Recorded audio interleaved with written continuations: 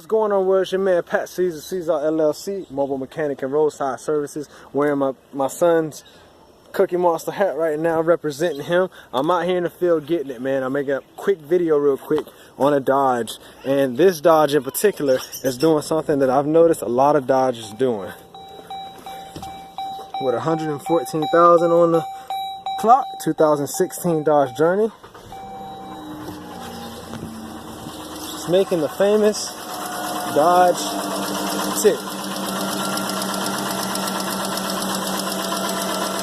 I thought it was a coil, I thought it was a plug, but I think it may be a lifter. Are you experiencing this? Do you have this problem at all? Dodge Journey, or any Dodge? If you do, the answer is, get rid of your Dodge. Don't get another one, ever.